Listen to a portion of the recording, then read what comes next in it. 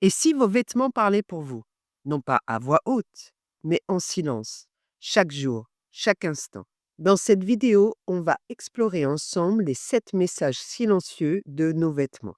Les 7 pouvoirs. Tu les connais peut-être ou peut-être pas. Mais une chose est sûre, ils agissent. Discrètement, mais puissamment. Les vêtements ont des visages multiples. Ce qu'ils cachent, ce qu'ils révèlent, ce qu'ils murmurent à notre sujet.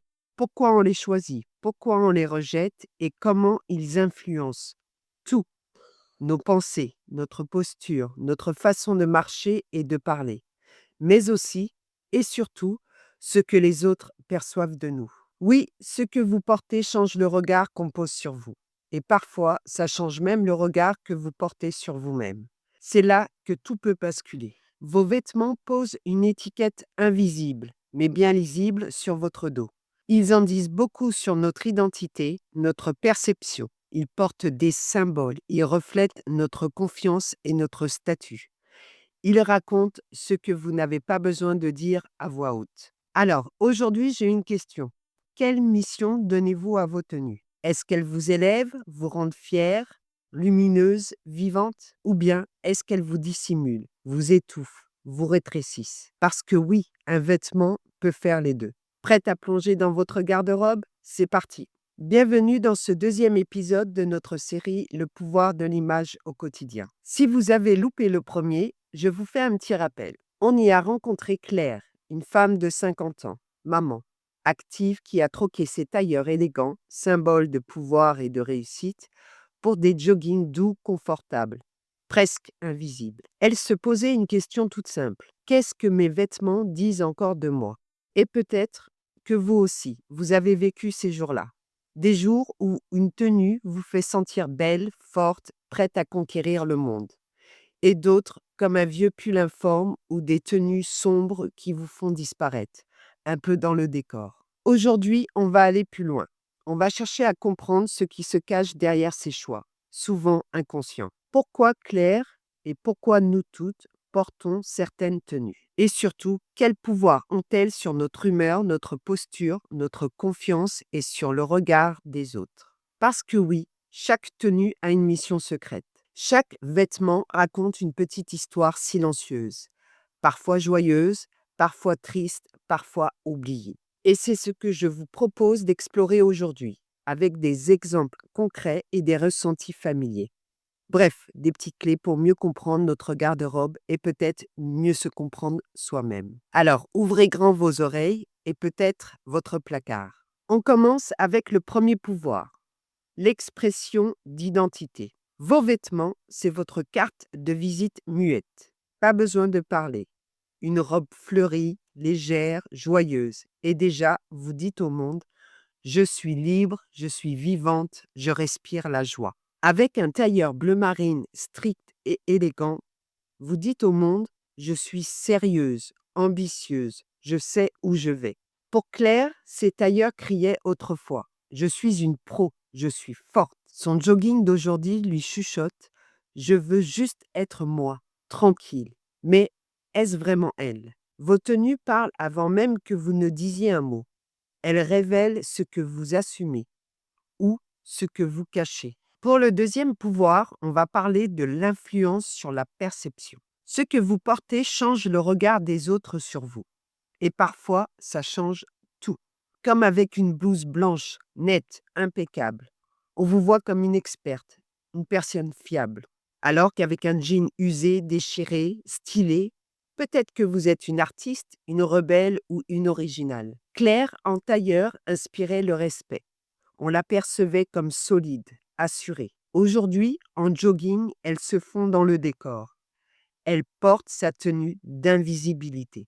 Et si les autres se trompaient sur vous, simplement parce que votre tenue ne reflète pas qui vous êtes vraiment? Un vêtement bien choisi peut dire « je suis là ». Par contre, un vêtement mal choisi peut vous éclipser complètement. Pour le troisième pouvoir, on va parler du symbole. Un vêtement n'est jamais neutre. Il porte un message, une histoire, comme une alliance qui symbolise l'amour discret, mais puissant, ou un uniforme qui symbolise l'autorité, le rôle assumé. Pour Claire, son tailleur était son armure, un symbole de contrôle et de maîtrise. Elle se sentait grande. Son jogging, lui, c'est comme un drapeau blanc. Et le message est: je me repose, j'abandonne un peu. Vos vêtements racontent votre histoire. Est-ce cette histoire que vous voulez raconter? Quatrième pouvoir, la confiance. Un vêtement qui vous va bien, c'est comme une armure douce. Il redresse votre posture, éclaire votre regard et réveille votre énergie. Claire, en tailleur, se tenait droite. Elle brillait, elle pensait: je peux tout faire. Aujourd'hui, en jogging, elle se replie, elle doute. Et vous le connaissez, ce moment magique. Celui où vous enfilez une robe que vous adorez. Et d'un coup, votre démarche change. C'est ça, le pouvoir du vêtement sur votre attitude. Le cinquième pouvoir du vêtement est le statut. Luxe ou simplicité. Vos vêtements placent une étiquette sociale à la vue de tous. Laquelle? Pour Claire, en tailleur, elle disait: je réussis, je suis importante. En jogging, elle dit rien. Ou peut-être je suis ordinaire. Vos vêtements, c'est un uniforme invisible, mais très parlant. Comme le pompier qui a sa tenue noire et rouge. On sait qu'il est prêt à agir. Comme un médecin qui a sa blouse. On lui fait confiance sans poser de questions. Et l'avocat, avec sa robe noire et le col blanc. Ou le bleu de travail, qui est représentatif de la classe ouvrière. Il y a différents codes vestimentaires au travail ou dans les activités de tous les jours. Tout le monde souhaite faire une bonne impression. Et cela commence par la façon dont vous vous présentez au monde. Savoir comment s'habiller peut être difficile parfois.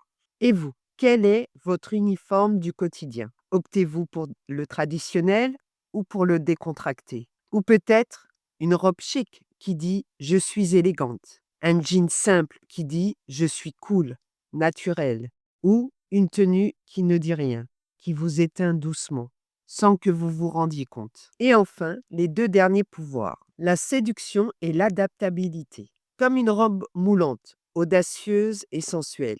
Elle attire, elle rayonne, elle séduit. Ou un pull oversize, doux, pratique, il rassure, il enveloppe et il s'adapte. Claire, avant, jonglait entre les deux. Un jour glamour, un jour cosy. Aujourd'hui, elle est coincée dans le cosy. Peut-être un peu trop. Et vous? Êtes-vous encore dans le jeu des contrastes? Ou vous êtes-vous glissé dans une routine molle, rassurante, mais fade? Un vêtement peut raviver votre charme, votre présence, votre lumière. Mais mal choisi, il vous éteint doucement, sans bruit. Revenons à Claire. Ses tailleurs, c'était tout à la fois. Identité, perception, symbole, confiance et statut. Elle les portait comme une seconde peau. Au travail, elle était rayonnante, puissante et respectée. Elle marchait la tête haute. Elle entrait dans une pièce, on la regardait. Elle parlait avec assurance. Et dans sa tête, une voix lui soufflait: je suis capable de tout. Mais aujourd'hui, son jogging en coton doux, il parle aussi. Il dit: je veux du confort, je veux du calme, laissez-moi tranquille. Et peut-être qu'il en dit un peu trop. Peut-être qu'il l'enferme plus qu'il ne la libère. Claire se sent lourde, invisible, comme si petit à petit, elle disparaissait. Son fils parfois la regarde en coin et lui dit: maman, on dirait une mamie. Et ça la pique, ça la blesse. Elle ne le montre pas, mais ça la rend triste, perdue. Sa fille, elle, c'est tout l'inverse. Elle mélange chic et décontracté avec brio. Elle est moderne, séduisante, pétillante. Elle porte un jean, une chemise blanche nouée, une paire de boucles d'oreilles dorées et bim, elle rayonne. La relation entre Claire et sa fille crée un effet miroir et les remarques de son fils la questionnent. Claire les regarde et dans ses yeux une question muette. Où est passée ma version de ça? Pourquoi je ne me sens plus belle? Pourquoi je ne me sens plus forte? Alors, prenons quelques exemples simples. Imagine une tenue classique avec un blazer, jupe, escarpin. Ça dit: je maîtrise, je suis élégante, je suis sérieuse. Et les autres vous regardent comme une personne de confiance. Une femme posée, claire dans ses intentions. Avec une tenue plus moderne, jean bien coupé, haut oversize, basket propre, ça dit: je suis cool, détendue approchable. On vous voit comme quelqu'un de spontané, accessible et dans l'air du temps. Mais si Claire reste en jogging toute la journée, le message change. On ne voit plus la femme qu'elle est. On devine une fatigue, une lassitude, une femme qui a un peu lâché. Et pourtant, elle a tellement plus à offrir. Le bon vêtement, c'est celui qui vous ressemble, celui qui vous sublime. Il montre votre talent, votre lumière. Mais le mauvais, il peut vous faire disparaître. Claire est entre deux mondes, entre ce qu'elle a été et ce qu'elle pourrait devenir. Mais aujourd'hui, elle ne sait plus très bien où se placer. Alors, est-ce que vous vous êtes déjà posé cette question? À quoi servent vraiment nos vêtements? Ils nous définissent, ils nous protègent, parfois même ils nous transforment. Mais comme Claire, ils peuvent aussi nous égarer, nous éloigner de nous-mêmes, sans qu'on s'en rende compte. Et vous, quelle mission donnez-vous à vos tenues? Quel pouvoir ont vos vêtements sur vous et sur les autres? Qu'est-ce qu'ils crient à haute voix, sans que vous ne disiez un mot? Parce que vos vêtements posent une étiquette invisible, mais parfaitement lisible sur votre dos. Alors laquelle? Ils disent peut-être identité, perception, symbole, confiance, statut. Ils racontent ce que vous n'avez pas besoin de dire à haute voix. Dans le prochain épisode, on va parler des 4 grandes fonctions de nos vêtements qui influencent nos choix sans qu'on le sache aussi. On parlera de protection, de pudeur, exhibition et le statut. Je partagerai des clés essentielles pour reprendre le pouvoir sur notre garde-robe et sur notre image. Si vous avez aimé suivre l'histoire de Claire dans ces épisodes, du pouvoir caché de vos vêtements, vous allez adorer la suite. Alors, abonnez-vous pour ne pas rater ce nouveau chapitre. Avant de vous laisser, j'ai une petite question pour vous. Oui, vous qui m'écoutez. Quel pouvoir cherchez-vous dans vos vêtements? Du confort, de la confiance, de la beauté ou peut-être un peu de tout ça à la fois? Partagez-le moi en commentaire. Je serai ravie de vous lire et de voir comment chacune, à notre manière, on se réinvente à travers nos habits. Si ce moment de réflexion vous a plu, un petit like me ferait plaisir et soutiendrait ma chaîne. Si vous avez manqué l'épisode 1 de l'histoire de Claire, il vous attend juste ici. Cliquez, écoutez et laissez-vous porter. Et moi, je vous dis à très vite pour continuer ensemble à décoder les mystères de notre garde-robe et découvrir un vêtement à la fois, un peu plus de qui nous sommes.